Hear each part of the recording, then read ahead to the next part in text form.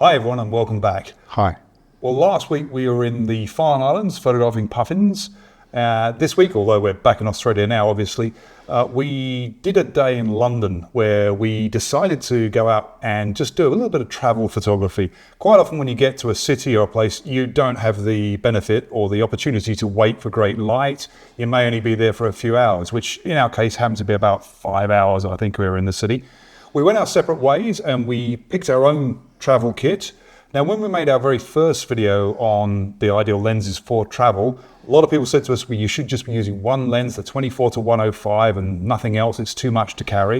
And I grant you that, I do understand that, although obviously in our case, we travel to take photos, don't we? So our personal choice is to take Lots of gear.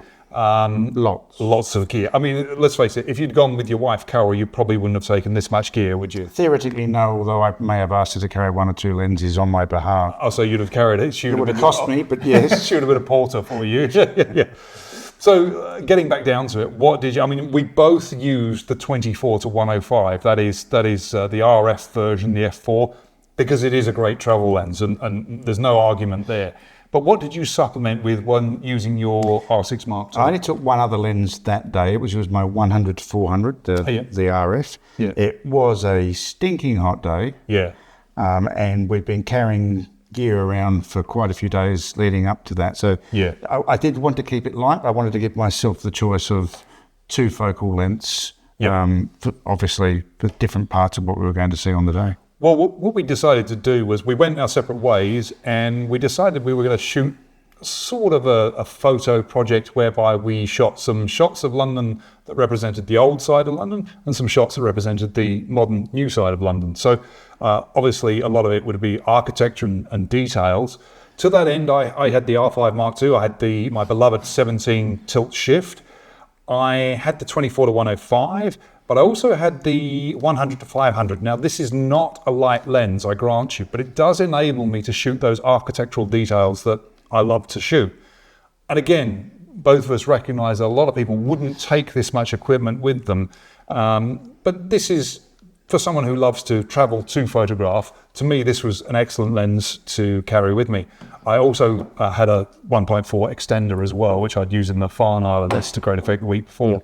So bearing in mind that we were looking to shoot the old and the new in London, let's start with yours here. And you've got the Boris bikes taken with the 24-105? That's right. So that's obviously an element of what's new about London and the fact that the city's probably one of the few that's got it right in terms of the bike hire programs, etc. So this was a nice perspective shot, which I've softened down, reduced texture, reduced clarity, etc. But I just felt that was an interesting image that represents the newer part of London and an aspect of life that's working well there. Yeah. Very much the old. It's a boundary marker on the city of Westminster. This you said this is a boundary marker, so it delineates the city and... That's right, okay. The East End, etc. Yeah. So again, with a 24-105, you can get quite close to it. There were some interesting shadows. I did play around with a black and white version, but then you lose, obviously, the marker itself. So I love details, I must say, I really do.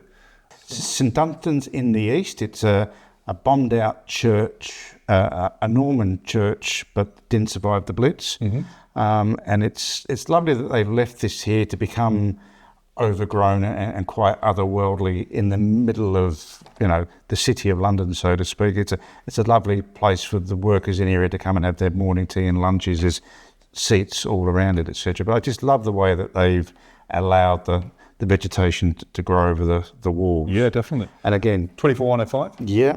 And again, 24mm looking straight up at the Lloyd's building. Yeah. And I wanted that brutalist type of architecture that you get around the Barbican as well. And you've got that nice mix of brand new architecture, bang in the middle of the old part of on the border of sort of Fenchurch Street and the East End. But this is right next door to Leadenhall Market. Yes, I photographed as well. This is Richard Rogers' masterpiece. Some people hate it, some people love it. I do enjoy the building myself. It's certainly an interesting view in it, isn't it? And I like the black and white treatment as well. Again, 100-400, I'm guessing, because here you've isolated the sign. Yes, and just it was interesting in terms of representing something that's old in London. That the fact that probably not just the first coffee house in London, but one of the first in the world. Yeah. It goes back to the 1600s and was in fact in London. So Yeah. I just felt that was an interesting on-the-fly type shot. Yeah, for sure. Again, a mix of the old and the new in terms of architecture. Yep. Gone for that sort of Gotham type look. Yes. Yeah. Yeah. Nice. No, I like that. 24-105 done the job nicely for you there. Yeah. This is interesting. I do like this shot. This is the 24-105 at around about 24 mils. That's right. Yeah. I wanted a symmetrical perspective of the London Underground. I had to wait for no one to be in the picture, so I actually haven't removed anybody from that. Waited for the train to arrive, so that you've just got the contrasting colours there. And I like architectural shots. I do like the London Underground, how each station is quite different in terms of its architecture. Yep. I felt that image worked quite nicely. And again, the 24-105, you're shooting a wide angle shot like that, but you can equally just quickly zoom in and shoot a portrait, can't you? That's the beauty of that lens for travel. Well, this is obviously taken at the longer end of the spectrum. Assume this was actually the 1-400. Though, correct, that's right. The London Eye. And you've got a very soft, almost like grey and white type process here. I think it's obviously a much photographed part of London. I'm sure you took images of it on the day as well. Yeah. So I think just the whole idea was to come up with a processing outcome that's different to what other people might do with that particular image as well. Yeah, no, nice. Okay, so this was where I remember you mentioned to me afterwards, you'd shot a panoramic images. Now, talk me through, this is 4 images stitched together? It is, yeah. Using the 100-400, so there's a compression in terms of the front to back. But again, I just liked the concept of St Paul's being a very old part of London with the city almost to its side. Yeah. So you're getting that old-new mix. But what is interesting here is you could have taken this with the 24 mil. Yeah. But of course, the buildings in the background would have been so far away. Yeah. By using the 1-400, you've compressed perspective nicely, bringing those distant buildings nicely into the frame there. So a clever use of the lens. Yeah, and I liked what the sky was doing on the day. So just tweaking with the contrast a bit with the colours of the building matching the sky. So I love this shot you took at Whitehall of the Guardsman. Again, I'm assuming you've used a long lens? 100-400. It allowed me to stand on the other side of Whitehall, hiding behind the buses, the millions of protesters, tourists, etc. Yeah. And I do admit I've removed about 200 or 300 tourists from this particular image. Yeah. I wanted to isolate. I'm, as you would expect, a great fan of champion moustaches, and I felt that this chap needed to be recorded for his efforts. Yes. I like the stance on the horse, the way the horse is leaning slightly to the left, and it's almost like he's looking at the camera. So yeah. And this is the beauty of using a long lens to isolate the details like this. It's not only because you can with the longer lens, but you're respectfully not in somebody's face, and they're not as obviously they're not sort of self-conscious. Correct. Not that these guys would be, but you know what I'm saying. It does make it easier to just get those shots with a nice compressed perspective, doesn't it? Yeah. So yeah. So moving on to the next one, this was a shot still in Whitehall. It was, you used the 1-400 to, again, isolate the action. Yeah, and it was just, again, a mixture of the old and the new. You don't often see that mode of transport being used in many cities in the world, but obviously it's a bit of a tourist attraction to have the horse and buggy. Yeah. So, and it was interesting, on one side of the street you've got that, and on this side of the street you had the tuk-tuks going up and down with their blaring Balinese rock music. So it was a contrasting time to be up. Again, details. Love shooting details, and this is where your 1-400 comes into its own. Yeah. I just wanted to show an element of the clock tower of Big Ben that you don't normally even stop to think that it is there. You know, you've got the bit that's on top of the clock face, but you couldn't really describe what's there. But when you get the close up and you see as much gold elements that are there and the architecture, it was quite fascinating. Well, everyone always thinks of Big Ben as the whole of the tower, even though the Big Ben is actually the bell, but everyone thinks that the whole of the tower is, and that's what they think of. So it's nice to see details, and I did exactly the same with the 100-500. Get some interesting detail shots. Yeah.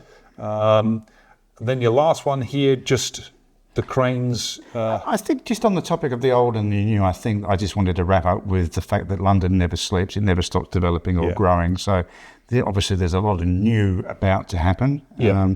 And I think that, when you see that many cranes on the skyline, it sort of begs either a chromatic or a black and white type approach. And that's just what I thought I would finish up with, Yeah, I shot quite a few black and whites as well. I started in the city when we walked from Aldgate.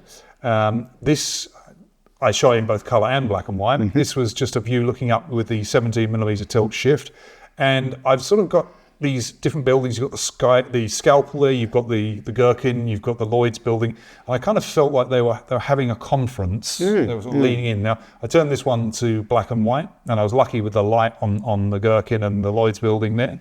And again, this one I went back to colour, but I liked the reflections in the Scalpel there. That's unique here, isn't it? Yeah. This is two images stitched together with the 17mm tilt shift, and it's very much how new London is. I mean, I know the Lloyd's building is older now, but it just gives that sort of feel of how London is ever evolving. Definitely. So that's what I like to know of that.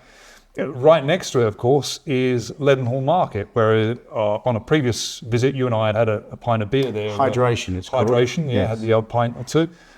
When I went there, the lunchtime I was there, it was just so busy, it was impossible to work. So I took just one or two shots with crowds and crowds of people. But I decided to then get out the 100 to 500 and shoot some details, which is something I particularly enjoy doing. And just shooting details of the columns, really, and the dragons that sit atop them there. But walking down from there, I then came across the Royal Exchange. So I was in front of the Royal Exchange, and that's a beautiful building that's also changed a little bit. There's now a Fortnum and Mason. Correct, inside, that's right, yeah. This was with the 17mm, so I'm getting that nice wide field of view. I did wait some time for the flag, to fly there, but it was a beautiful day for it. And getting everything in the frame with a 17 is lovely. I then switched over to shoot the details of the statues and things like that around it. And I noticed that hanging off the side of the building is this clock. I know I haven't straightened this or anything, but I do like my detail shots. So I was more interested in the details atop the clock. And this is the sort of thing that Londoners would walk under every day and never look up and see. Yeah. And I do enjoy capturing that and seeing that side of London. So next to that was the lion, obviously, with the St. George slaying the dragon. This is where it becomes important. I'm using the 100, 500. This is where it becomes important to really notice what's working in your frame and what you're seeing in the background. I shot this picture first of all, but then when I moved around and saw another one that had a darker background, I just feel this much stronger composition. Stronger, isn't it? Yeah. Your subject is lit nicely with daylight, and the background just falls away there, so it really brings all of your attention to the lion, and that's something I enjoyed shooting.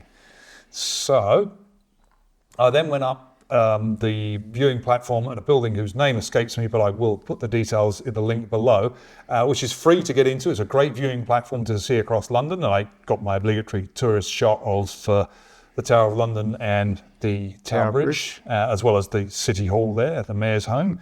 Then a sort of closer view, and then obviously a very close view using the 1 to 500 of Tower Bridge. Now these are very much touristy shots, and there's nothing wrong with that. It's good to get them. But I like then moving on and shooting sort of more abstract-y detail type shots. So like you, I got on the tube and I went to Westminster. Actually, when I got on the tube, I did shoot with the 24 to 105. I did a black and white shot just of the tube coming in. And to my eternal shame, I did do the conversion where the old wedding photographers, the roses are red and everything else is black, which I used to really hate, but I don't know whether I'd do anything with it, but I quite enjoyed the feel to this one. But I also went to Westminster, and I was getting the lovely Big Ben. Using the 100 to 500 and the teleconverter, I could get some really interesting close-up shots, which I enjoyed shooting. And you're just seeing details that you wouldn't otherwise see.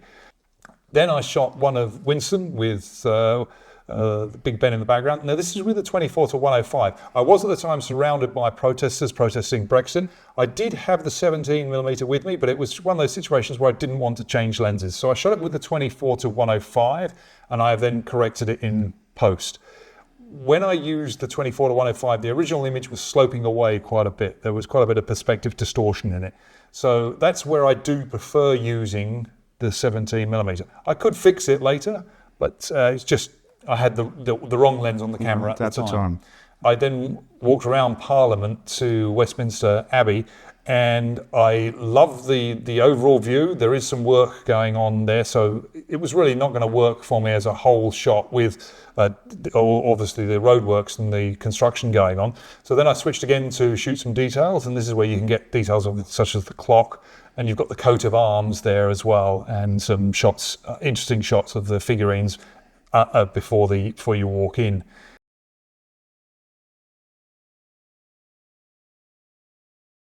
So then I did a few more details with this is actually with the 17 tilt shift, and then I switched over to the 24 to 105. And it's great to have that range of lenses with you to be able to capture different things, isn't it? To have that choice. This is a 24 to 105 shot, and I'm very happy with getting it and cropping in a little bit. This is Richard the Lionheart in the grounds of Parliament buildings there. Then with the same, moving just a little bit further on, I just switched to 100 to 500 and was able to capture sort of a closer detail of the king. I then went back to my 24 to 105 and I was shooting the Boudica. Yep. And I did a black and white conversion here.